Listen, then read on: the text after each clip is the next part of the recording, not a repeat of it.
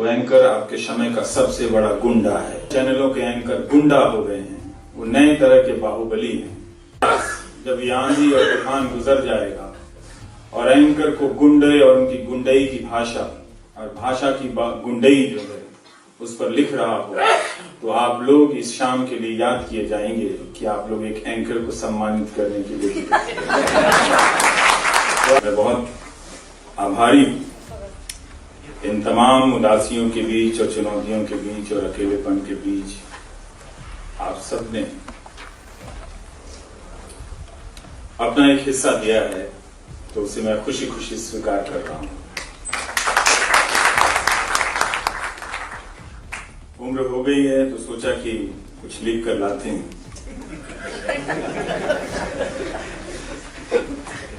वरना मूड और मौका तो ऐसा ही था कि बिना देखे बोला जाए कि खासकर एक ऐसे वक्त में जब राजनीति तमाम मर्यादाओं को ध्वस्त कर रही है, अपमान के नए नए मुहावरे गढ़ रही है, एक ऐसे वक्त में जब हमारी सहनशीलता कुचली जा रही है, ठीक उसी वक्त में खुद को सम्मानित होते देखना, दीवार पर टंगी उस घड़ी की तरफ देखना है जो टिक टिक करती है। टिक टिक करने वाली घड़ियां खत्म हो गई हैं, इसलिए हमने आहट से वक्त को पहचानना बंद कर दिया है। इसलिए हमें पता नहीं चलता कि हमारे बगल में कब कौन सा खतरनाक वक्त आकर बैठ गया है। हम बेपरवाह हो गए हैं, हमारी भी संवेदनशीलता खत्म होती जा रही है कि वो सुई चुभोते जा रहे हैं और हम उस दर्द को बर्दाश्त करते जा रहे हैं।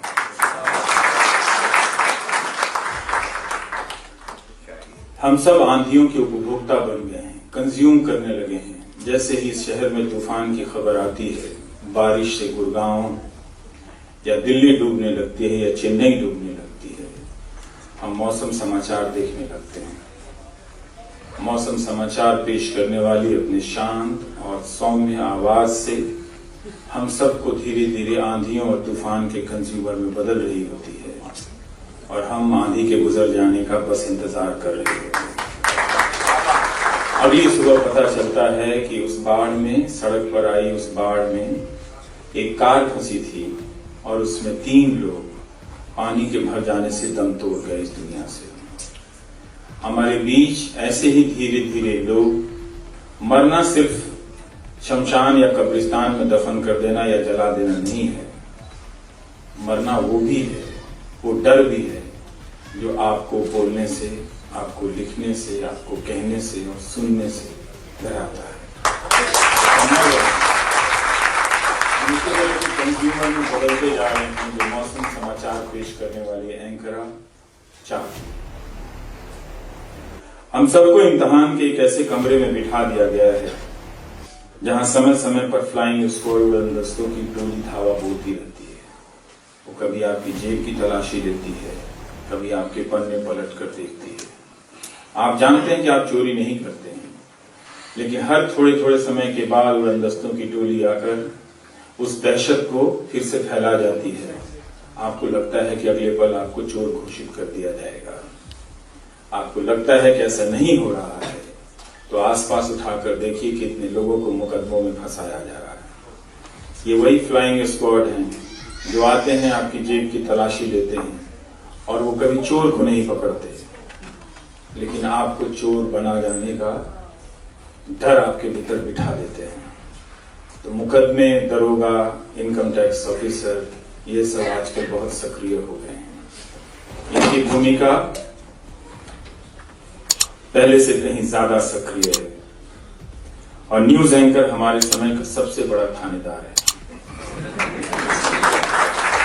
वो हर शाम को एक लॉकअप में बदल देता है और जहां विपक्ष विरोध की आवाज या वैकल्पिक आवाज उठाने वालों की वो धुलाई करता है उस हाजत में बंद करके।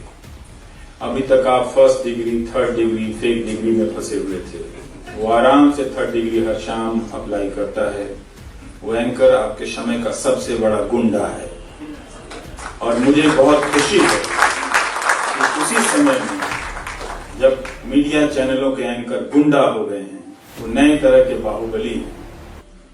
इसी समाज में कुछ ऐसे लोग भी हैं जो एंकर को सम्मानित करने का जोखिम उठा रहे हैं। आने वाला समाज और इतिहास जब ये आंधी और तूफान गुजर जाएगा और एंकर को गुंडे और उनकी गुंडई की भाषा और भाषा की गुंडई जो है उस पर लिख रहा हो, तो आप लोग इस शाम के लिए याद किए जाएंगे कि आप लोग एक एंकर को सम्मानित करने के लिए तो आपकी शाम इतनी भी बेकार नहीं जाएगी। हाँ, आप जनादेश नहीं बदल सकते, पर वक्त का आदेश ये भी है, अगर वो है तो ये भी है। शुक्रिया गांधी शांति प्रतिष्ठान का, इस पुरस्कार में पत्रकारों का पसीना है। अपने पेशे के बड़ों से कुछ भी मिल जाए समझिए दुआ कबूल हुई है। हम सब कुलदीप नैय्यर साहब का आदर करते रहे हैं। करोड़ों लोगों ने आपको पढ़ा है सर। आपने उस सीमा पर जाकर मोमबत्तियां जलाई हैं जिसके नाम पर इन दिनों रोज नफरत फैलाई जा रही है। इस मुल्क में उस मुल्क का नाम इस मुल्क के लोगों को बदनाम करने के लिए लिया जा रहा है। शायद वक्त रहते गुजरे जमाने में आपकी मोमबत्तियों की अहमियत नहीं समझी होगी। उनकी रोशनी को हम सब ने मिलकर थामा होता तो वो रोशनी कुछ लोगों की जुनून का नहीं, ज्यादा से ज्यादा लोगों की समझ का उजाला बनती। हमने तब भी यही गलती की, अब भी यही गलती कर रहे हैं। मोहब्बत की बात कितने लोग करते हैं, मुझे तो शक है इस जमाने में लोग मोहब्बत भी करते हैं। ये सोचकर डर जाता हूं कि एंटी रोमियो दस्ते के लोगों को किसी से प्रेम हो गया तो क्या होगा।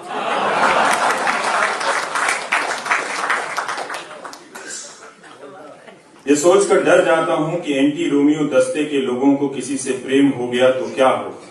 प्रेम की तड़प में वे किसी पुराने कुर्ते की तरह चरचरा कर फट जाएंगे।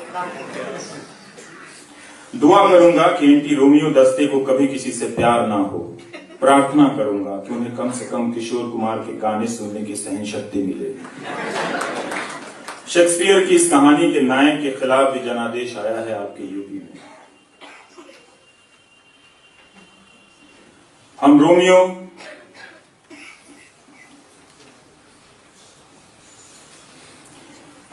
की आत्मा की शांति के लिए भी प्रार्थना करते हैं। आप सब जिन्होंने कभी किसी से मोहब्बत की है, अपनी आत्मा की शांति के लिए प्रार्थना कीजिए। उम्मीद करता हूं कि अमेरिका के किसी चुनाव में प्रेमचंद के नायकों के खिलाफ भी कभी कोई जनादेश आएगा। क्या पता आ भी गया हो। एंटी होरी, एंटी धनिया दल नजर आने लगेंगे। अनुपम मिश्र जी हमारे बीच नहीं है। हमने इस सच का सामना वैसे ही कर लिया है जैसे इस समाज में उनके नहीं होने का सामना उनके रहते ही कर लिया है। काश ये पुरस्कार मैं उनके सामने लेता, शायद उनके हाथों से। जब भी कहीं कोई साफ हवा शरीर को छूती है, कहीं पानी की लहर दिखती है, मुझे अनुपम मिश्र याद आते हैं। वो हमारे लिए एक ऐसी भाषा बचा कर गए हैं जिसके सहारे हम बहुत कुछ बचा सकते हैं। प्रतिक्रिया में हमारी भाषा हिंसक ना हो जाए इसकी चिंता करने की जरूरत है, वरना दुनिया के सामने कोई अच्छी मिसाल नहीं बचेगी। उसके लिए जरूरी है कि हम फिर से अपनी भाषा को साफ करें। अपने अंदर की निर्मलता कई तरह की मलिनताओं से दब गई है, इसलिए जरूरी है कि हम अपनी भाषा और विचारों को थोड़ा थोड़ा संपादित करें। अपने भीतर सब सही नहीं है, उनका संपादन करें। हम संभावनाओं का निर्माण नहीं कर रहे, वो कहां बची हुई है, किस किस में बची है, किस किस ने बचाई है, उसकी तलाश कर रहे हैं। ऐसे लोगों के भीतर की जो संभावनाएं हैं वो अब मुझे कभी कभी कातर लगती हैं। हम कब तक बचे हुए की चिंता में जीने का स्वाद भी भूल रहे हैं, बचाने का हौसला खो दे रहे हैं। अपने अकेले की संभावनाओं को दूसरे से जोड़ दिया। अंतर्विरोधों का रामायण पाठ बहुत हो गया। जिससे मिलता हूं वो किसी न किसी अंतर्विरोध का अध्यापक लगता है। अगर आप राजनीति में विकल्प खोजना चाहते हैं तो अंतर्विरोधों को सहेजना सीखिए। बहुतों को उनके समझौतों ने अधमरा कर दिया है। आज जो भी समय है उसे लाने में उनकी भी भूमिका है। जिनके पास बीते समय में कुछ करने की जवाबदेही थी, उन लोगों ने धोखा दिया। बीते समय में लोग संस्थाओं में घुसकर उन्हें खोखला करने लगे। चंद मिसालों को छोड़ दें तो घुन का प्रवेश उनके दौर में शुरू हुआ। विकल्प की बात करने वालों का समाज से संवाद समाप्त हुआ। समाज भी बदलाव के लिए सिर्फ एक ही एजेंट को पहचानता है, राजनीतिक दल। बाकी एजेंटों पर भी राजनीति ने कब्जा कर लिया है, इसलिए राजनीति से भागने का अब कोई मतलब नहीं है। अगर कोई 1 साल के काम को 100 साल में करना चाहता है तो अलग बात है। जब अच्छे फेल होते हैं तभी जनता बुरों के साथ जोखिम उठाती है। हर बार हारती है, मगर अगली बार भी किसी बड़े राजनीतिक दल पर ही दांव लगाती है। गांधीवादी, अम्बेडकरवादी, समाजवादी, वामपंथी और जो छूट गए हैं वो तमाम वादी। आंधियां जब भी आती हैं तब इन्हीं के पेड़ जड़ से क्यों उखड़ जाते हैं। बोनसाई का बागीचा बनने से बचिए। आप सभी के राजनीतिक दलों को छोड़कर बाहर आने से राजनीतिक दलों का ज्यादा पतन हुआ है। वहां परिवारवाद हावी हुआ, कॉर्पोरेट हावी हुआ। सांप्रदायिकता से लड़ने की शक्ति न पहले थी न अब है। फिर उनके लिए अफसोस हम क्यों कर रहे हैं? अगर खुद के लिए है तो सभी को यह चुनौती स्वीकार करनी चाहिए। मैंने राजनीति को कभी अपना रास्ता नहीं माना, लेकिन जो लोग इस रास्ते पर आते हैं उनसे यही कहता हूं, राजनीतिक दलों की तरफ लौटिए, इधर उधर मत भागिए। सेमिनारों और सम्मेलनों से बाहर निकलने का वक्त आ गया है। वो अकादमिक विमर्श की जगह है, जरूरी जगह है, राजनीतिक विकल्प की नहीं है। राजनीतिक दलों में फिर से प्रवेश का आंदोलन करना पड़ेगा। फिर से उन दलों की तरफ लौटिए और संगठनों पर कब्जा कीजिए। वहां जो नेता बैठे हैं वो नेतृत्व के लायक नहीं, उन्हें हटा दीजिए। जो डरपोक लोग हैं, बेईमानी से भर चुके लोग हैं, उनके बस की बात नहीं है। उनकी कायरता, उनके समझौते समाज को दिन रात जला रही है। वो सूखी लकड़ी का काम कर रहे हैं। एक छोटी सी चिंगारी आती है, उनके समझौतों के कारण सबको जलाकर चली जाती है। हम सब के पास अब भी इतना मानव संसाधन बचा हुआ है और इस कमरे में जितने लोग हैं वो भी काफी है कि हम राजनीति को बेहतर बना सकते हैं। पत्रकारिता के लिए पुरस्कार मिल रहा है, उस पर भी चंद बात कहना चाहता हूं। मुझे ये बताते हुए बेहद खुशी हो रही है कि आज पत्रकारिता में कोई संकट नहीं है। यह पत्रकारिता का स्वर्ण युग चल रहा है। राजधानी से लेकर जिला संस्करणों के संपादक इस आंधी में खेत से उड़कर छप्पर पर पहुंच गए हैं। अब जाकर उन्हें पत्रकार होने की सार्थकता समझ आई है। क्या हम नहीं देख रहे थे कि कई दशकों से पत्रकारिता संस्थान सत्ता के साथ विलीन होने के लिए कितने प्रयास करते हैं। हमारे न्यूज रूम में पार्टियों के एजेंट धीरे धीरे आने लगे। अब न्यूज रूम पूरा राजनीतिक दल में बदल गया है। जब वे होटल के लाइसेंस ले रहे थे, मॉल के लाइसेंस ले रहे थे, खनन के लाइसेंस ले रहे थे, तब वे इसी की तो तैयारी कर रहे थे। मीडिया को बहुत भूख लगी हुई है। विकल्प की पत्रकारिता को छोड़ अब विलय और विलीन होने की पत्रकारिता का दौर है। सत्तारूढ़ दल की विचारधारा उस विराट के समान है जिसके सामने खुद को बौना पाकर पत्रकार समझ रहा है कि वो भगवान कृष्ण के मुख के सामने खड़ा है। भारत की पत्रकारिता या पत्रकारिता संस्थान इस वक्त अपनी प्रसन्नता के स्वर्णकाल में थी। आपको यकीन ना हो तो कोई भी अखबार या कोई भी न्यूज चैनल देखिए, आपको वहां उत्साह और उल्लास नजर आएगा। उनकी खुशी पर झूमिए तो अपनी तकलीफ कम नजर आएगी। सूटेड बूटेड एंकर अपनी आजादी गंवाकर इतना हैंडसम कभी नहीं लगे। एंकराएं सरकार की तरफदारी में इतनी हसीन कभी नहीं लगी।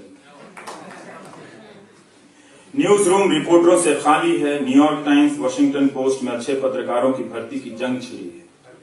जो वॉशिंगटन के तहखानों से सरकार के खिलाफ खबरों को खोज लाए, ऐसी प्रतियोगिता है वहां। मैं न्यूयॉर्क टाइम्स और वॉशिंगटन पोस्ट की बदमाशियों से भी अवगत हूं, लेकिन उसी खराबे में यह भी सुनने को मिल रहा है, भारत के न्यूज रूम से पत्रकार विदा किए जाते हैं। सूचना की आमद के रास्ते बंद हैं। जाहिर है धारणा ही हमारे समय की सबसे बड़ी सूचना है। एंकर पार्टी प्रवक्ता में ढलने और बदलने के लिए अभिशप्त हैं। वो पत्रकार नहीं हैं, सरकार के सेल्समैन हैं। जब भी जनादेश आता है, पत्रकारों को क्यों लगता है कि उनके खिलाफ आया है? क्या वे भी चुनाव लड़ रहे थे? क्या जनादेश से पत्रकारिता को प्रभावित होने की जरूरत है? मगर कई पत्रकार इसे दिल्ली में कंफ्यूज घूम रहे हैं कि यूपी के बाद क्या करें।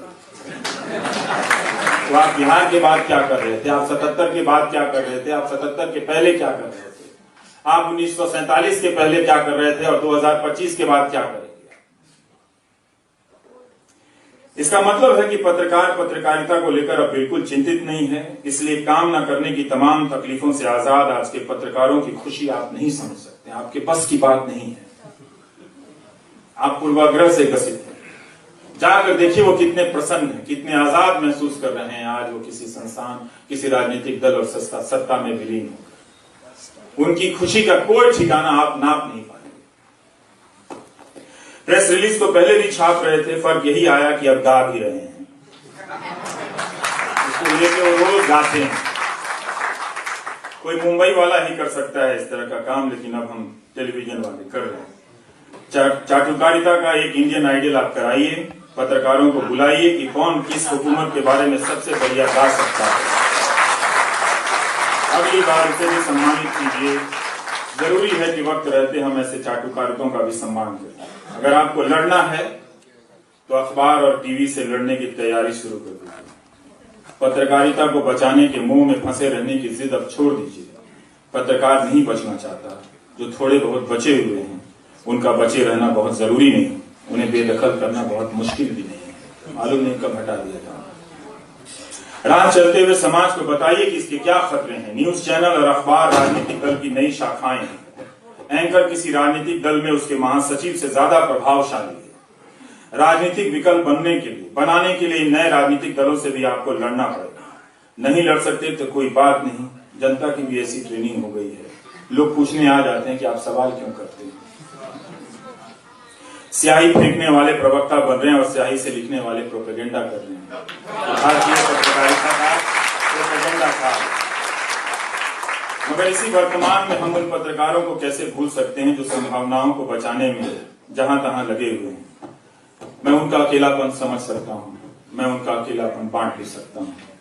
भले ही उनकी संभावनाएं समाप्त हो जाए, लेकिन आने वाले वक्त में ऐसे पत्रकार दूसरों के लिए बड़ा उपकार कर रहे हैं। जिलों से लेकर दिल्ली तक में कई पत्रकारों को देखा है जूझते हुए। उनकी खबर भले न छप रही हो, मगर उनके पास खबरें हैं। समाज ने अगर इन पत्रकारों का साथ नहीं दिया तो नुकसान उस समाज का होगा।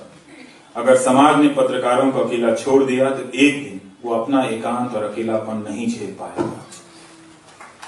तो जरूरत है बताकर, आंख से आंख मिलाकर उस समाज को बोलने के लिए कि आप जो हमें यहाँ अकेला छोड़ रहे हैं और आप जो हमें गालियां दे रहे हैं, आप ये काम हमें हटाने के लिए नहीं कर रहे, अपना वजूद मिटाने के लिए कर रहे हैं। आप उन लोगों से इस तकलीफ के बारे में पूछिए जो आज भी न्यूज रूम में और टेलीविजन की न्यूज एंकर पर मुझे रोज 10 चिट्ठियां आती हैं और हाथ से लिखी हुई आती हैं। उनकी खबरें जब नहीं होती होंगी तो वो किस तकलीफ से गुजरते होंगे और कहां कहां लिखते होंगे। ये उसी समाज का हिस्सा है। ये जो समाज पत्रकारों को गाली दे रहा है, ऐसे लोगों की तकलीफ को और बढ़ा रहा है। वो अपने ही हिस्से में जो बेचैन है, उनकी बेचैनियों के साथ उन्हें मार देने की योजना में वो शामिल हो रहा है। तो कई बार समाज भी खतरनाक हो जाता है। बहरहाल जो भी पत्रकारिता कर रहा है, जितनी भी कर रहा है, उसके प्रति मैं आभार व्यक्त करता हूं। जब भी सत्ता की चाटुकारिता से उबे हुए या धोखा खाए पत्रकारों की नींद टूटेगी और जो इस्तेमाल के बाद फेंक दिए जाएंगे, उन्हें ऐसे पत्रकारों की बचाई हुई संभावनाएं ही आत्महत्या से बचाएंगी। अब मुझे लगेगा कि ये जो कर गया है मुझे वही करना चाहिए, इसी से मैं बचूंगा। इसलिए जितना हो सकता है संभावनाओं को बचाकर रखिए। अपने समय को उम्मीद और हताशा के चश्मे से मत देखिए। हम उस पटरी पर हैं जिस पर रेलगाड़ी का इंजन बिल्कुल सामने है। उम्मीद और हताशा के सहारे आप बच नहीं सकते।